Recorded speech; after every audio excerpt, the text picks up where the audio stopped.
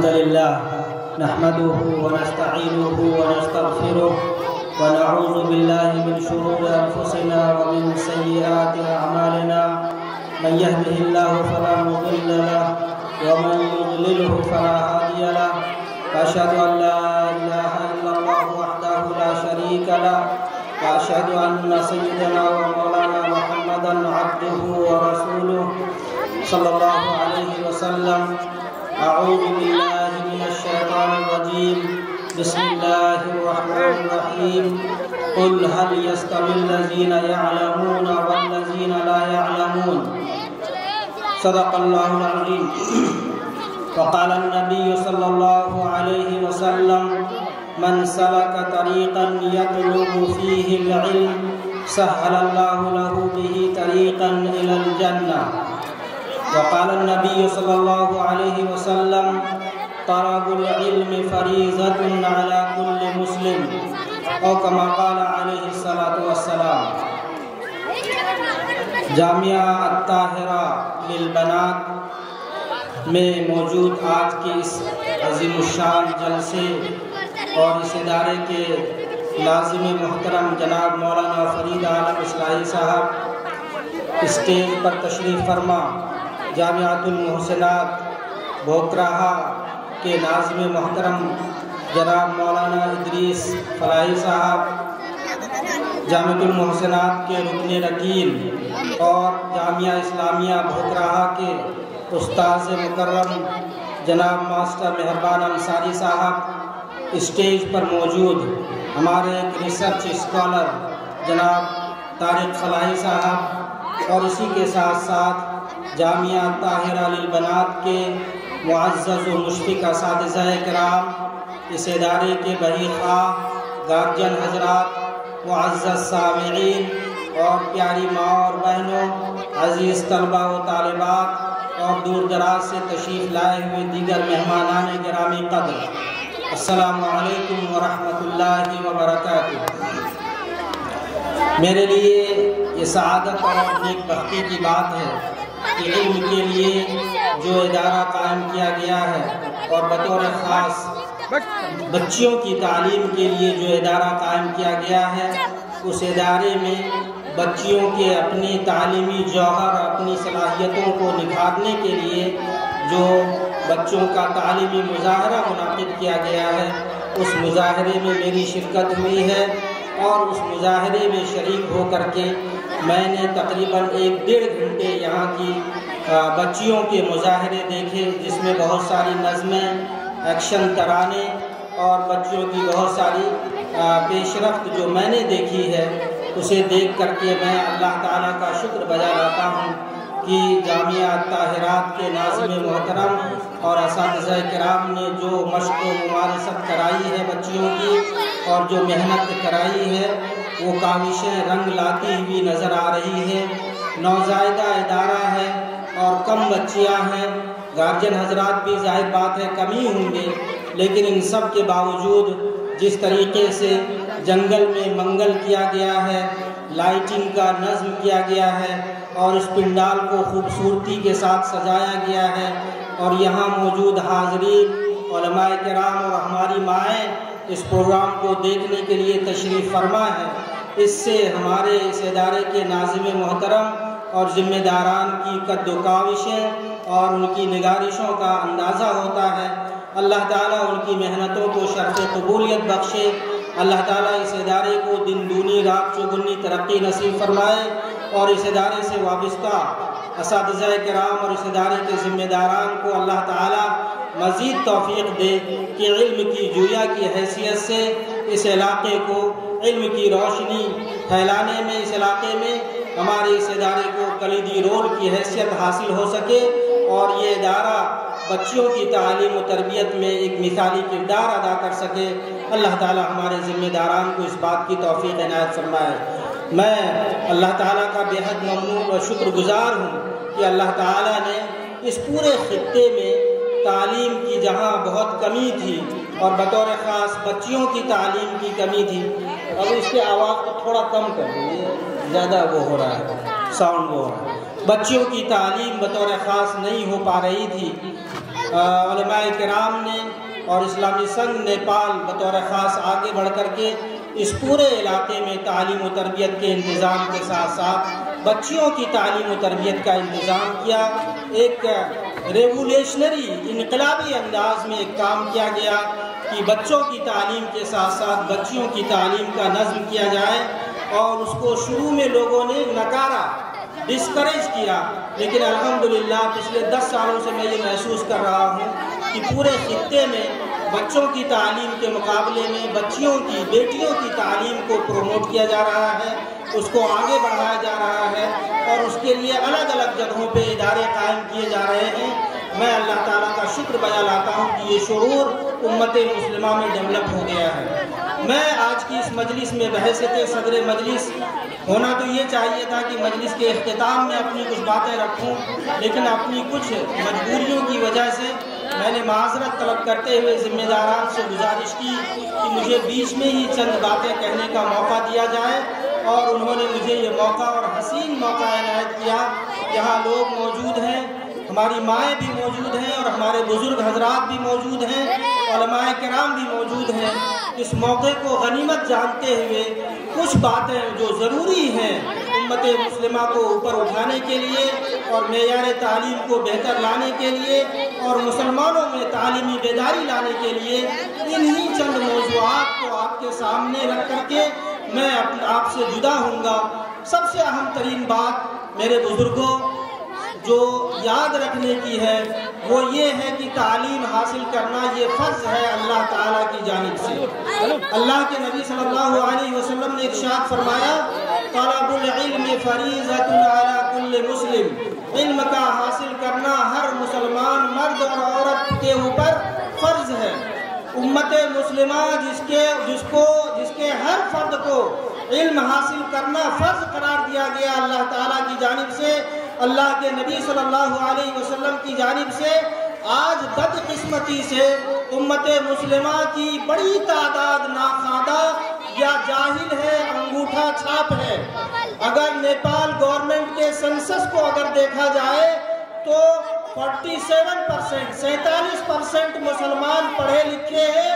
اور ساکشر اس کو کہا جاتا ہے جو بمشکل اپنا نام لکھنا جانتا ہو، 3-4 کلاس کی تعلیم یافتہ ہو، اس کو پڑھا لکھا مانا جاتا ہے نیپال گورنمنٹ میں یا کسی بھی گورنمنٹ کے یہاں۔ آپ یہ اندازہ لگائیں کہ 100 مسلمانوں میں سے 47 لوگ پڑھے لکھے ہیں اور اس کے بعد 53 لوگ جاہل ہیں، اور اگر اس کو 12 لاکھ مسلمانوں پر اگر ڈیوائیڈ کر کے دیکھا جائے تو ملٹیپلیشن کر کے اگر دیکھا جائے تو اس حساب سے یہ اندازہ لگے گا کہ ہمارے مسلمانوں میں سے 7 لاکھ مسلمان تقریباً جاہل ہیں اور 5 لاکھ مسلمان تھوڑا بہت پڑھے لکھے ہیں۔ 2.5% 2.5% مسلمان ایسے ہیں جو ہائیر ایجوکیشن میں یعنی +2 کے بعد کی تعلیم ہے جن کی، ورنہ ان کی تعلیم نیچے ہے۔ صرف 2.5% لوگ ایسے ہیں جو اونچی تعلیم میں گئے ہوئے ہیں، میڈیکل میں، انجینئرنگ میں، اسی طریقے سے اعلیٰ تعلیم میں PhD کرنے والے لوگ، اسی طریقے سے اور دوسرے شعبے میں، میڈیا میں مسلمانوں کو ڈھونڈیں، لا کرنے والے مسلمانوں کو ڈھونڈیں، عدالت کی کرسی پہ مسلمانوں کو ڈھونڈیں، کسی یونیورسٹی میں کسی مسلمان پروکٹر، ڈین یا وائس چانسلر کو ڈھونڈیں تو ڈھونڈنے سے آپ کو پورے نیپال میں نہیں ملے گا۔ کسی مسلمان کو CDO کاریالے میں اگر ڈھونڈے تو نہیں ملے گا،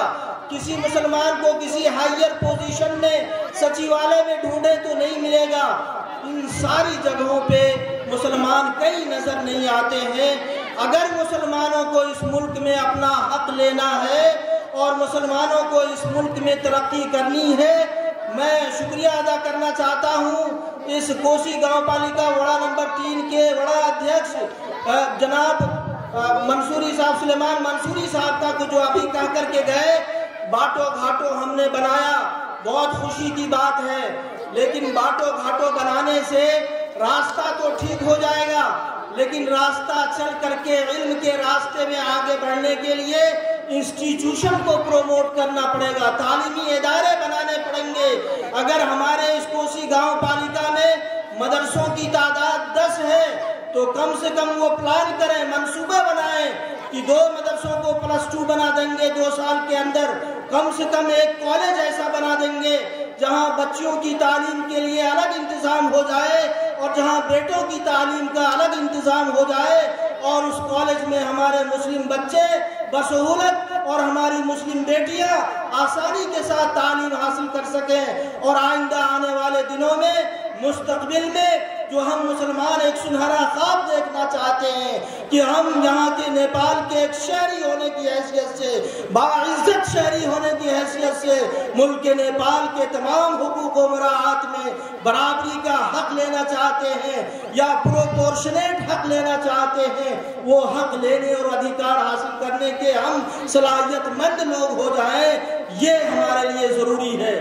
یہ بڑمبنا ہے، یہ افسوس کی بات ہے جب میں یہ بات کہتا ہوں کہ اگر کسی سچیوالے سے ایک پوزیشن آ جائے کہ ایک مسلمان کی نیوکتی ہونی ہے تو وہاں کوئی مسلمان نہیں ملتا ہے،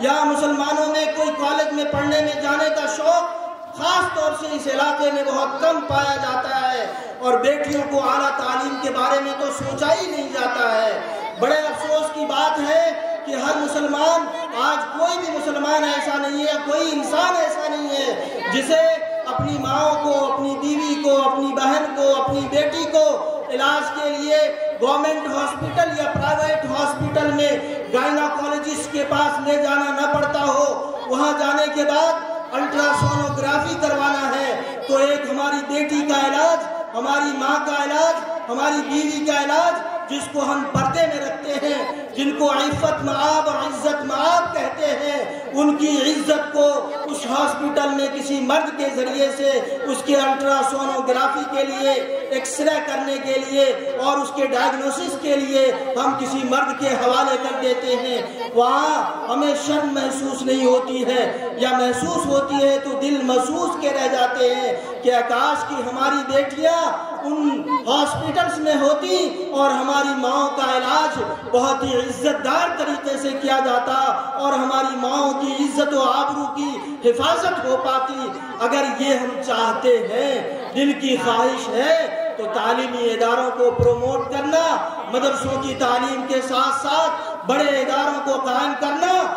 آج آپ یہ بات نوٹ کر لیں، اگر آج آپ نے ایک خواب دیکھا اور بڑا خواب دیکھا تو اللہ تعالیٰ اس خواب کو شرمندہ تعبیر فرمائے گا، آپ کی اس خواب کی تکمیل ہوگی۔ اگر آپ ایک مکتب چلانے کا خواب دیکھتے ہیں تو وہ مکتب ہی رہے گا، اگر آپ یونیورسٹی قائم کرنے کا سپنا دیکھتے ہیں تو اللہ تعالیٰ کے فضل سے آج نہیں لیکن کل ہماری نسلیں یونیورسٹی قائم کرنے میں کامیاب ہوں گی، اور ہمارے بچے اور ہماری بچیاں اعلیٰ تعلیم حاصل کر کے اونچے مقام پر فائز ہوں گے انشاءاللہ العزیز۔ اس لیے اس ادارے میں بحیثیت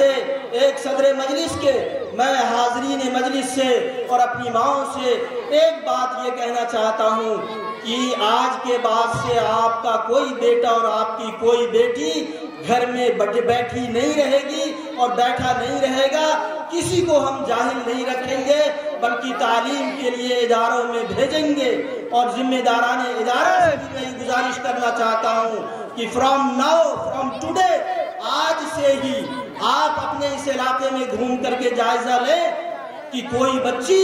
ایسا تو نہیں ہے کہ گھر میں بیٹھی ہوئی ہے، ڈراپ آؤٹ کیسز ہیں اور وہ تعلیم سے ونچت ہو کر کے محروم رہ کر کے اپنے گھر میں بیٹھی ہوئی ہے، اور کل کو وہ ناخوادہ اور جاہل ہونے کی وجہ سے کوئی بھی نہ دین کی سمجھ رکھ سکتی ہے، نہ طہارت جان سکتی ہے، نہ پاکی صفائی جان سکتی ہے، نہ وہ نماز کے صحیح طریقے جان سکتی ہے، نہ وہ کلمہ صحیح پڑھ سکتی ہے، نہ روزے کے احکامات جان سکتی ہے، نہ حج کے مسائل جان سکتی ہے، نہ میاں بیوی کے تعلقات کے بعد صحیح طور سے طہارت حاصل کرنے کا طریقہ اور سلیقہ جان سکتی ہے، اور اس کے نتیجے میں وہ ہمیشہ ناپاک رہ کر کے ان کی عبادتیں بھی رد کر دی جاتی ہیں اور ان کے اعمال بھی رد کر دیے جاتے ہیں۔ اس لیے اداروں میں بچیوں کی تعلیم کرنا، حاصل کرانا یہ انتہائی ضروری ہے، اور میں گارجین حضرات سے یہ وعدہ لینا چاہتا ہوں اور اپنی ماؤں سے بھی یہ وعدہ لینا چاہتا ہوں کہ آپ اپنی بچیوں کو، اپنے دل کے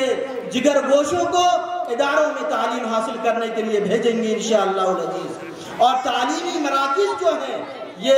جامعۃ الطاہرہ للبنات جس ادارے میں ہم سب لوگ موجود ہیں، یہ ایک نوزائیدہ، ایک چھوٹا اور ایک بالکل ابتدائی مرحلے کے ادارہ کی حیثیت سے آپ کے درمیان قائم ہے، لیکن نگاہ بلند، سخن دل نواز، جاں پرسوز، اگر آپ کی نگاہیں اونچی ہیں اور آپ کی باتیں بھلی ہیں، دل میں اخلاص پایا جاتا ہے اور امت کی اصلاح کرنا چاہتے ہیں، دختران ملت کو تعلیم کے زیور سے آراستہ کرنا چاہتے ہیں اور پوری قوم میں ایک انقلاب لانا چاہتے ہیں، تو آج ہی یہ عہد کرے کہ اس ادارے کی تعمیر و ترقی کے لیے اور اس جیسے دوسرے تعلیمی اداروں کی تعمیر و ترقی کے لیے اپنی قربانیاں لگائیں گے اور اپنا پیسہ صرف کریں گے، تاکہ ان اداروں کے ذمہ داران کو تعلیم کے لیے پیسہ مانگنے کی ضرورت نہ پیش آئے۔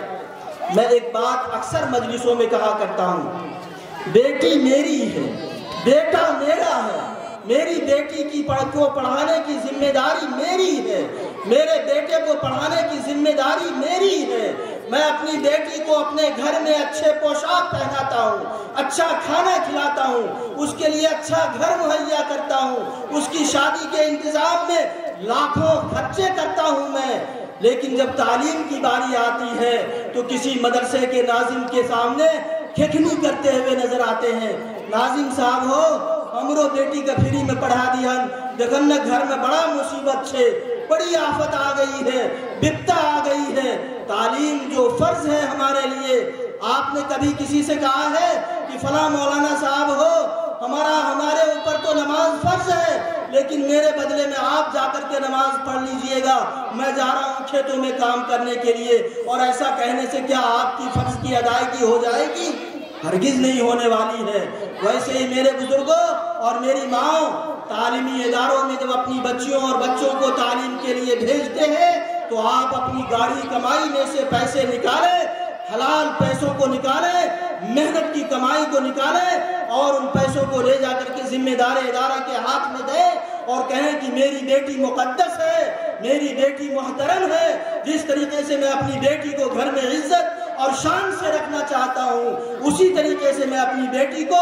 عزت اور شان کے ساتھ آپ کے مدرسے میں تعلیم دلانا چاہتا ہوں اور اپنی بیٹی کے جملہ اخراجات اور سارے مصارف اور سارے خرچے میں اپنی خود کفیل ہو کر کے خود ادا کرنا چاہتا ہوں۔ یہ کنڈیشن آپ اپنے، یہ جرأت آپ اپنے اندر پیدا کریں، یہ حوصلہ آپ اپنے اندر پیدا کریں۔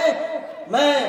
اکثر مجلسوں میں وہ واقعہ یہ پیش کرتا رہتا ہوں، ایک غیر مسلم شخص تھا، بوڑھا بیچارہ، وہ ایک ہاسپٹل میں گیا اور روتے ہوئے ایک ڈاکٹر سے، ہاتھ اس کے کانپ رہے تھے، اس نے ایک ڈاکٹر سے کہا کہ ڈاکٹر بابو میرے جسم کے ہر قطرے خون کو نکال لو اور اس کی قیمت لگا لو، میرے جسم کے اندر دل اور گردوں کو نکال لو اور مجھ سے سودا کر لو، اسے میں بیچنا چاہتا ہوں اور اس کے بدلے میں مجھے پیسے دے دو۔ ڈاکٹر نے حیرت کے ساتھ کہا کہ چچا محترم آپ تو مر جائیں گے، آپ کو زندگی پیاری نہیں ہے؟ کہا کہ ہاں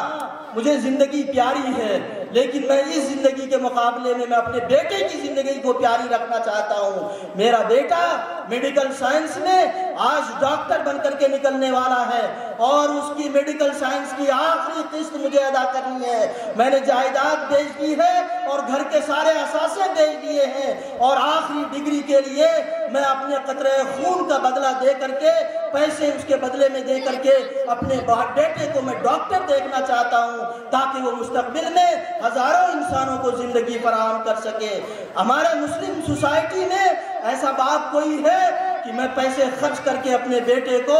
ڈاکٹر بنانا چاہتا ہوں، میں اپنی بیٹی کو مفسر قرآن بنانا چاہتا ہوں، میں اپنی بیٹی کو عالمہ بنانا چاہتا ہوں اور اپنی جیب گاڑی کمائی سے خرچ کر کے لگا کر کے اپنی بیٹی کو زیور تعلیم سے آراستہ کرنا چاہتا ہوں۔ یہ سوچ اور یہ فکر جب تک آپ کے درمیان نہیں پیدا ہوگی اور پروان نہیں چڑھے گی، تب تک ادارے کے ذمہ داران اور مولانا حضرات گلی گلی کوچے کوچے میں چکر لگائیں گے اور انہیں یہ نہیں پتا ہوگا کہ وہ حلال پیسے لے کے آ رہے ہیں یا کسی حرام کمائی کے کسی شخص کے یہاں سے پیسے لے کر کے آ رہے ہیں۔ اس کا برا نتیجہ کیا ہوتا ہے؟ ایک انجام بد جس کو میں اپنی آنکھوں سے دیکھ رہا ہوں اور آپ بھی دیکھتے ہیں، اور آپ شکوہ کناں ہیں، شکایت کرتے ہیں، او مولوی صاحب ہم تو بیٹی کا تورا پاس میں 10 سال تک پڑھ لیا طور مدرسہ میں، فلاں مدرسے میں نے اپنے بیٹے کو 15 سال پڑھایا، فاضل ہو کر کے آیا، عالمہ بن کر کے آئی،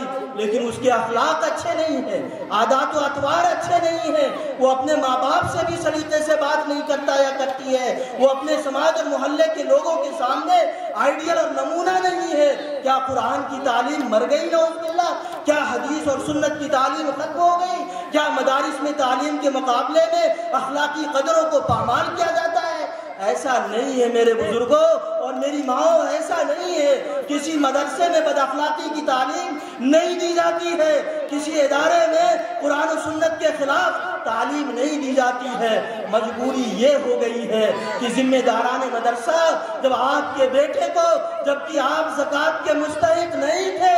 آپ کا بیٹا اور آپ کی بیٹی زکوٰۃ کے مستحق نہیں تھے، ان کو آپ نے زکوٰۃ کے پیسے کھلوائے اور مولانا صاحب کو مجبور کیا کہ میری بیٹی کے لیے اور میرے بیٹے کے لیے زکوٰۃ کے پیسے کہیں سے بھی ایڈ کر کے لے کر کے آؤ، صدقات کے پیسے حلال اور حرام جگہوں سے لے کر کے آؤ اور اسے کھلا کر کے میری بچیوں کو پڑھاؤ۔ تو اس کا نتیجہ اور اس کا رزلٹ کیا آئے گا؟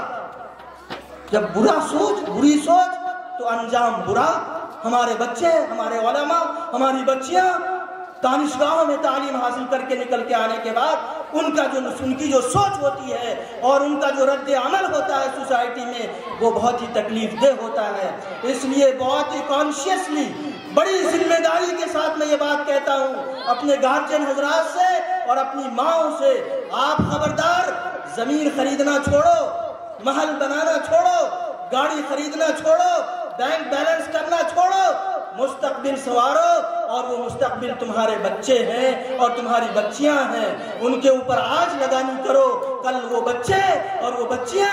آپ کی آنکھوں کی ٹھنڈک ہوں گے، آپ کی زندگی کا سرور ہوں گے، آپ کے لیے ایک تمغہ ہوں گے اس دھرتی پر بھی، اور آپ کے مرنے کے بعد بھی وہ آپ کے حق میں یہ دعا کریں گے، رب ارحمہما کما ربیانی صغیرا، اے میرے پروردگار عالم میرے والدین کے اوپر ویسی رحمت اور شفقت کا معاملہ فرما جیسے بچپن میں انہوں نے میری پرورش کی تھی، اور اپنے عزیز بہترین مال سے انہوں نے میری تعلیم و تربیت کا انتظام فرمایا تھا۔ پیارے محبوب صلی اللہ علیہ وسلم کی وہ حدیث آپ اپنی نگاہوں میں رکھیں، بیٹیوں کی مائیں اور بیٹیوں کے باپ۔ اللہ کے نبی صلی اللہ علیہ وسلم نے ارشاد فرمایا، الدنیا کلھا متاع، پوری کی پوری دنیا متاع اور سامان ہے، وخیر متاع الدنیا المرأة الصالحہ،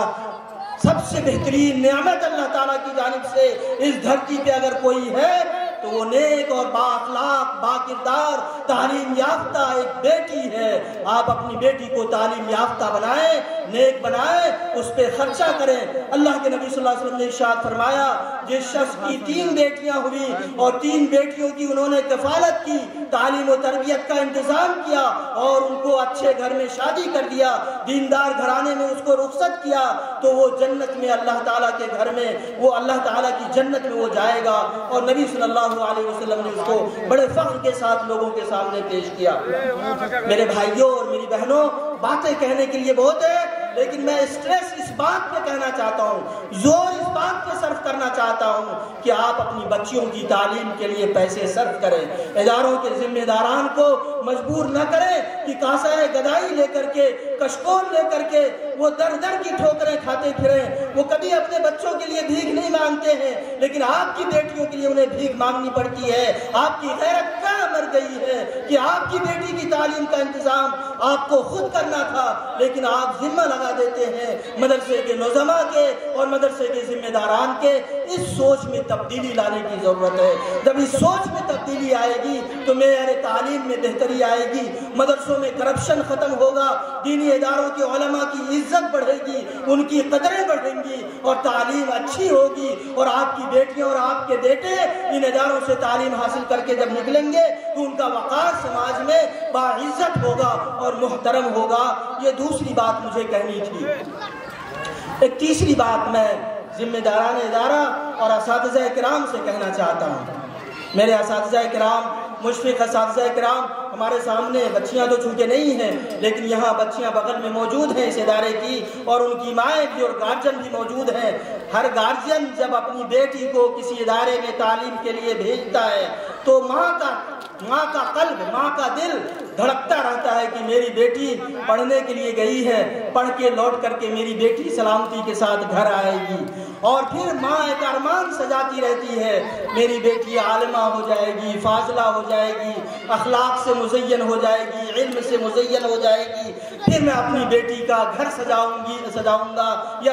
گی اور بیٹی کو اچھی جگہ رخصت کروں گا یا کروں گی. اور مائیں تو یہ تمنائیں رکھتی ہیں کہ ہمارے اساتذہ کرام، مدرسے کے ذمہ داران، جن کی کوکھ میں اپنی کوکھ کے لال و گوہر کو میں نے بھیج دیا ہے، وہ ان کی تربیت ویسے ہی کریں گے جیسے ایک ماں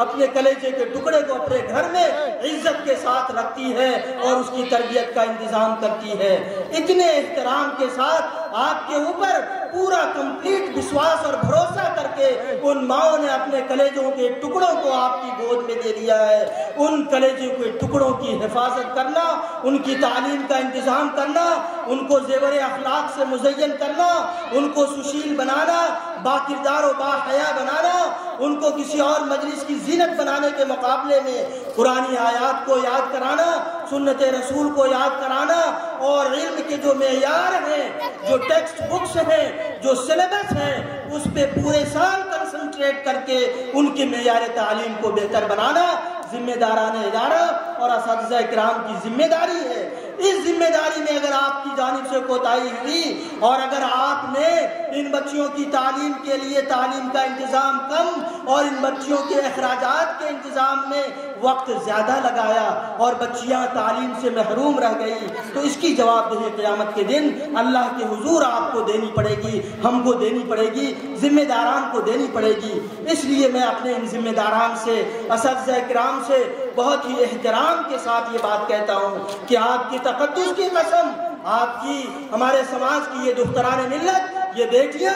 آپ کے اس چہار دیواری میں تعلیم حاصل کرنے کے لیے آتی ہیں. ان کو بہترین تعلیم سے آراستہ کرنا اور بہترین اخلاق سے مزین کرنا یہ آپ کی ذمہ داری، آپ کی ڈیوٹی ہے. اور